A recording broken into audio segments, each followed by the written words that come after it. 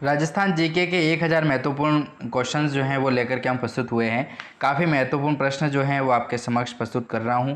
ये प्रश्न मान के चलिए कि आगामी जो परीक्षाएं आपके 2025 और 2026 में होने वाली है, चाहे वो चतुर्श्रेणी की हो गई, वीडियो की हो गई, कोई सा भी एग्ज़ाम हो जिसमें राजस्थान जीके पूछा जाता है, तो यहाँ से प्रश्न आपको देखने को मिलेंगे ही मिलेंगे एग्जाम में। ठीक है, ये हमारी गारंटी है। तो राजस्थान इतिहास के बारे में हमने बात की थी, कला संस्कृति के बारे में बात की और भूगोल का पोर्शन चल रहा था, और 400 महत्वपूर्ण प्रश्नों की जो सीरीज़ है वो हमने कवर की थी इससे पहले वाले वीडियो में। ठीक है, पीडीएफ डाउनलोड करना चाहते हैं, लिंक आपको डिस्क्रिप्शन में दे दूंगा मैं, वहाँ पर जाइए और आप डाउनलोड कर पाएंगे इस पीडीएफ के लिंक को, और इस पीडीएफ को आप डाउनलोड कर सकते हैं। ठीक है, इसके साथ साथ आप सारे नोट्स जो हैं वो भी मैंने वहाँ पर डाल रखे हैं, वो भी डाउनलोड कर सकते हैं। ठीक है, ताकि पीडीएफ से पढ़ोगे ना आप तो क्या आपके पास एक नोट्स होगा पर्टिकुलर, तो नोट्स से पढ़ोगे तो पढ़ाई आपकी और बेटर हो पाएगी। ठीक है, तो चलिए प्रश्न है 400 नंबर का, यहाँ से अपने को शुरू करना है। प्रश्न है कि राजस्थान की सबसे ऊंची झील कौन सी है दोस्तों। देखिए, माउंट आबू सबसे ऊपर का है। ठीक है, सबसे ऊपर माउंट आबू है, अपने राजस्थान की बात कर रहा हूँ। ठीक है, तो माउंट आबू पर ही नक्की झील स्थित है दोस्तों। ठीक है, लेकिन उससे ऊपर है गुरु शिखर। ठीक है, नन रॉक और टोड रॉक नामक जो चट्टानें हैं वो वहाँ पर गुरु शिखर पर स्थित है। ठीक है, नक्की झील पर नहीं है। ठीक है, याद रखिएगा। तो सबसे ऊंची झील जो है बात करेंगे तो नक्की झील। ठीक है, देवताओं के नाखूनों द्वारा जो है वो खोदा गया था, इसलिए इसका नाम नक्की झील पड़ा था दोस्तों। चलिए 401 नंबर का प्रश्न है कि आबू रोड किस नदी के किनारे बसा हुआ है दोस्तों। आबू रोड जो है वो किस नदी के किनारे बसा हुआ है, तो पश्चिमी बनास नदी के किनारे जो है वो आबू रोड बसा हुआ है। अगला प्रश्न है कि राजस्थान में खारी मृदा का जो विस्तार है वो किन जिलों में है। राजस्थान में खारी मृदा का विस्तार किन जिलों में है, तो बीकानेर में है, बाड़मेर में है, नागौर और जैसलमेर जो क्षेत्र है वो खारी मृदा का विस्तार क्षेत्र है। फिर प्रश्न है कि काली मृदा जो है वो किस फसल के लिए सर्वाधिक उपयोगी मानी जाती है दोस्तों। ठीक है, ब्लैक सॉइल। तो ब्लैक सॉइल जो है वो कपास के लिए है। ठीक है, काली से काली, क से कपास, ऐसे याद रख सकते हैं आप। वैसे तो देखिए, कपास कुल मिला के ऐसा है इस काली मृदा का मामला कि रेशा वाली वह फसल जिसके बीज गेंद के रूप में आते हैं, वो फसल कौन सी है जिसके लिए काली मृदा उपयोगी है, तो वो अपनी हो जाएगी कपास। ठीक है, इस तरीके के प्रश्न भी आजकल पूछे जाने लगे हैं, तो कपास से संबंधित प्रश्न काफ़ी इंपॉर्टेंट बनेगा ही बनेगा ये। ठीक है, तो काली मृदा जो फसल है काली मृदा जो है वो कपास फसल के लिए उपयोगी है। अगला प्रश्न है कि राजस्थान के किस भाग में एंटीसोल्स मृदा पाई जाती है।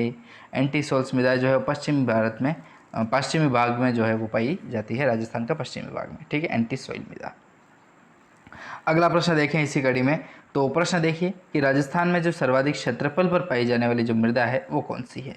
राजस्थान में सर्वाधिक क्षेत्रफल पर, तो क्षेत्रफल की बात आ रही है तो आपको पता ही राजस्थान सूखा है, और सूखा तो रेतीली मृदा जो है वो सर्वाधिक क्षेत्रफल पर है। ठीक है, बाकी ऐसा कुछ नहीं है, क्योंकि रेगिस्तान का भाग जो है वो सर्वाधिक है तो रेतीली मृदा सर्वाधिक है। बाकी तो फसलें तो हो ही रही है ना। आप इधर चले जाओ, झालावाड़ चले जाओ, आपको रेत का कहीं नामो निशान ही नहीं मिलेगा। उदयपुर आ जाओ, यहाँ कहीं नहीं दिखेगी आपको। लेकिन बड़ा जो क्षेत्र है, जैसलमेर जैसे बड़ा जिला हो गया, तो ऐसे क्षेत्र में जो है वो कवर कर लेते हैं रेतीले मैदान को। ठीक है, तो रेतीली जो मृदा है वो सर्वाधिक है, तो क्षेत्रफल भी सर्वाधिक है, जबकि सब कुछ यहाँ पर भी संभव है। ठीक है, कुछ विदेशी बाहर के आते हैं ना, तो वो कहते हैं कि राजस्थान तो सूखा है, कुछ नहीं, पर ऐसा मामला नहीं है। चलिए अगला प्रश्न है कि राजस्थान में जो नवीन भूरी मृदा जो है उसका विस्तार किन जिलों में है, तो अजमेर और भीलवाड़ा का नाम आता है। ठीक है, राजस्थान में जो नवीन भूरी मृदा जो है उसका विस्तार अजमेर और भीलवाड़ा में है दोस्तों। ठीक है, चलिए अगला प्रश्न देखें, तो राजस्थान में किस मृदा में जल धारण क्षमता जो है वो सर्वाधिक है। राजस्थान में किस मृदा में जो है वो जल धारण क्षमता जो है वो सर्वाधिक है, तो काली मृदा में। ठीक है, काली मृदा बहुत चिकनी टाइप की होती है। ठीक है, तो इसमें जल धारण क्षमता सर्वाधिक होती है।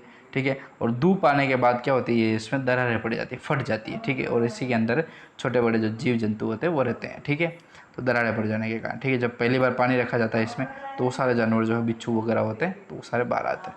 तो हम भी सरसों वगैरह में हमारे सरसों की साइड में मृदा यही है, तो पता पड़ता है इसीलिए।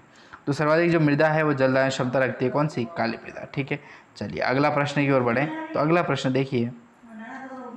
हाँ, अगला प्रश्न है कि सर्वाधिक मृदा अपर्दन किस क्षेत्र का है, तो पश्चिमी मरुस्थल का है दोस्तों। ठीक है, पश्चिमी मरुस्थल में जो है सर्वाधिक मृदा अपर्दन होता है। अर्थ कौन सा अपर्दन होता है सर्वाधिक, तो वायु अपर्दन होगा। ठीक है, जल अपर्दन वहाँ पर संभव नहीं है, तो पश्चिमी मरुस्थल जो है वहाँ पर सर्वाधिक वायु अपर्दन होता है। ठीक है, मृदा का अपर्दन होता है। ठीक है, उड़ जाती है मतलब मृदा। क्षारीय मृदा का जो पीएच मान है दोस्तों वो लगभग कितना हो सकता है, तो वो होता है 7 से अधिक हो सकता है, 7 से 14 भी जा सकता है। ठीक है, 14 तो बहुत हो जाएगा, हाई हो जाएगा, लेकिन 7, 8, 9, 10, 11, 12 इस तरीके से कोई सा भी जो आंकड़ा है वो जा सकता है। तो क्षारीय मृदा का जो पीएच मान है वो मान के चलिए कि 7 से अधिक ही होगा। 7 से कम है जो वो अम्लीय मृदा के अंतर्गत आता है, और 7 से अधिक की बात करें तो क्षारीय मृदा के अंतर्गत आते हैं। ठीक है, फिर प्रश्न है कि राज्य में मृदा अपरदन के लिए जो है सर्वाधिक उत्तरदायी कारक है वो कौन से हैं।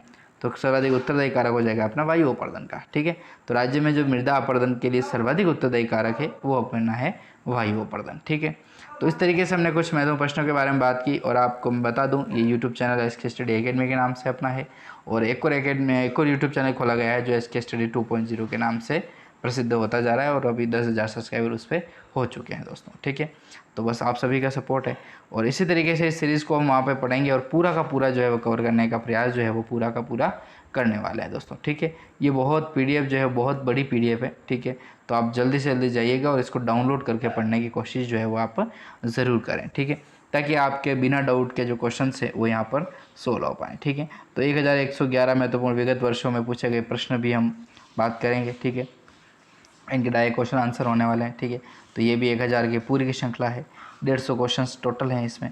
तो इस तरीके से ये जो पूरी सेशन है इसको हम कवर करते हुए आगे बढ़ेंगे। धन्यवाद।